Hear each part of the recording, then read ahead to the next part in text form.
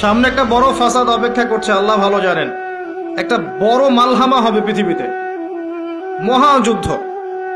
এই যুদ্ধে পৃথিবীর অনেক মানুষ মারা যাবে, এমনটা হাদিসের মধ্যে এসেছে। কে জানে, আল্লাহ ভালো জানেন এটা কবে হবে, কত সালে, কিভাবে হবে। এমন হতেও পারে এটাই সেই পারমাণবিক যুদ্ধের সূচনা, আল্লাহু আলাম। কারণ তারা শুরু করেছিল চাইনকে কেন্দ্র করে, সেখানে পারে নাই। কেন্দ্র করে চেষ্টা করেছে একটা মহাযুদ্ধ লাগানোর, পারে নাই। সিরিয়াকে কেন্দ্র করে প্রায় হয়েই গিয়েছিল, এখানে অনেকগুলো দেশ ইনভলভ হয়ে গিয়েছিল, কিন্তু নিউক্লিয়ার যুদ্ধ পর্যন্ত যায়নি। কিছু মানুষ চাচ্ছে, একটা সভ্যতা চাচ্ছে যে পৃথিবীতে একটা মহাযুদ্ধ ঘটুক, এর ফলে পৃথিবীর ম্যাক্সিমাম মানুষ যেন মারা যায়, পরাশক্তিগুলো দমন হয়ে যায়, সে নতুন করে রাইজ করবে। সেই অপেক্ষায় বসে আছে, এবং তার নাম কি সেটা আপনারা আমার চেয়ে ভালো জানেন।